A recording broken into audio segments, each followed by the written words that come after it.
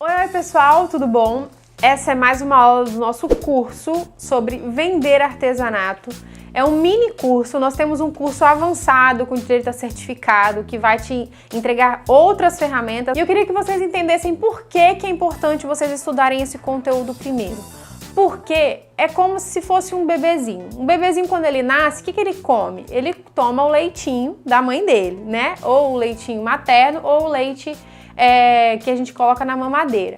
Se ele comer comida, de arroz com feijão, ele não vai conseguir digerir, ele vai passar mal. Então, se eu entregar para vocês todo o conteúdo de uma vez, um conteúdo mais avançado, pode ser que vocês se sintam perdidas e não consigam o resultado final, que é o que a gente mais deseja aqui na criação desse conteúdo. Então eu quero que vocês entendam alguns conceitos, quero que vocês entendam algumas coisas muito importantes para conseguir alavancar as vendas do seu artesanato nesse primeiro momento com esse guia, com essas lições que eu tenho dado aqui para vocês, tá? Hoje eu vou falar sobre público-alvo. E aí você deve estar se perguntando, mas Karine, público-alvo? Por que eu tenho que saber público-alvo para poder vender o meu artesanato? Gente, muito simples. Para tudo na vida existe um público. Se você ficar oferecendo o seu artesanato para todo mundo, pode ser que muitas pessoas achem caro, pode ser que muitas pessoas não comprem de você. Agora, se você identifica o seu público-alvo, com certeza a sua conversão, as suas vendas vão aumentar, tá? Então, o que eu quero que vocês prestem atenção nessa aula é o motivo pelo qual vocês precisam identificar o público de vocês, e eu vou dar algumas regrinhas para que vocês consigam sair dessa aula já identificando quem são as pessoas em potencial para comprar o seu artesanato. Nós que trabalhamos com artesanato, a gente tem uma tendência a achar que todo mundo tem que gostar do que a gente faz, né? Não adianta. A gente trata o nosso artesanato como um filho, a gente põe amor, põe carinho naquilo ali, e quando alguém não gosta do nosso artesanato, a gente se sente ofendido. É mais ou menos com comida, né? Cozinheira sabe como é que é. Quando a gente cozinha, alguém fala mal da nossa comida, parece que estão falando mal da gente, porque a gente cozinha com amor, com carinho, com dedicação, e aí a pessoa vai e fica falando mal. E aí a gente leva isso pro lado pessoal e isso é péssimo. Mas eu vou te falar uma verdade aqui agora. Nem todo mundo vai gostar daquilo que você faz, nem todo mundo vai gostar daquilo que eu faço. A gente não tá aqui para agradar a todo mundo. Por isso que é importante você entender o seu público-alvo, porque você precisa agradar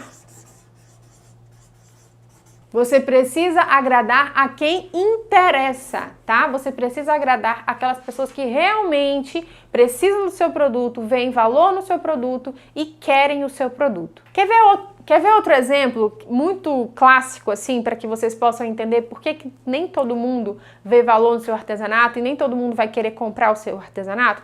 Por exemplo, tem pessoas que pagariam R$30 no hambúrguer. Eu não pagaria. Eu não consigo me ver pagando R$30 no hambúrguer. Por quê? Se o hambúrguer de R$30 enche a minha barriga, o de R$7, o de R$10 vai encher a minha barriga também. A não ser que seja por uma experiência, ou esteja num país diferente, aí tudo bem.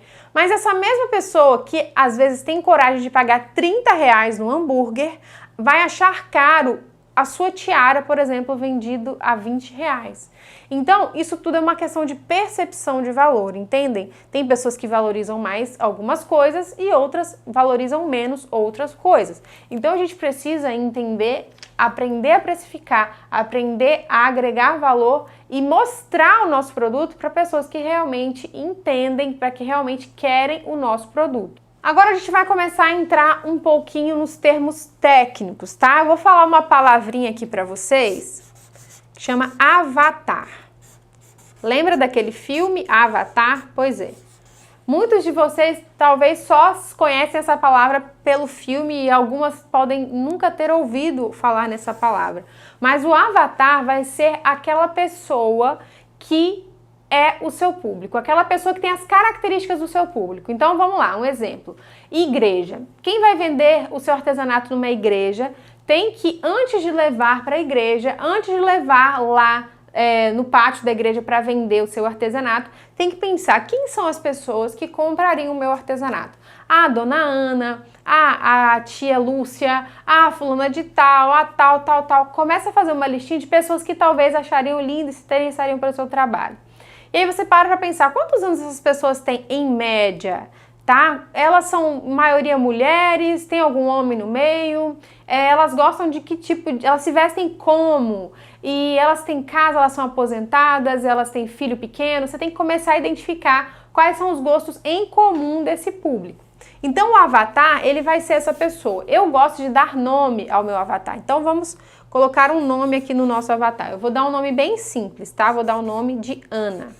A Ana é o nosso personagem fictício, é o nosso avatar. Você vai vender o seu artesanato e a Ana sempre vai ser o seu público-alvo. Toda vez que você fizer uma peça, toda vez que você estudar um curso, toda vez que você for comprar o seu material, você vai lembrar da Ana. Por quê? Porque a Ana tem a idade específica para comprar o seu artesanato, tem os gostos específicos para comprar o seu artesanato, tem o poder aquisitivo para comprar o seu artesanato. Então, vamos, além de dar nome à Ana, vamos dar as características da Ana. As características da Ana ela tem 30 anos, então o meu avatar pode ter de 30 a 50 anos, vou colocar aqui. A Ana, ela é professora, vou colocar aqui a profissão, professora.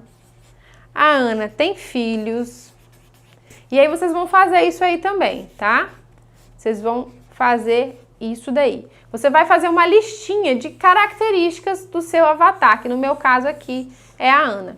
Todas as vezes que você for vender, todas as vezes que você for se comunicar com o seu público-alvo, você vai lembrar da Ana. Porque muito provavelmente as pessoas que vão comprar o seu artesanato têm características parecidas, tá? Você quer ver um exemplo simples para você conseguir resolver o seu avatar? Pensa em uma pessoa que compraria agora o seu artesanato, ou que compra tudo que você oferece, ou que acha tudo lindo que você oferece.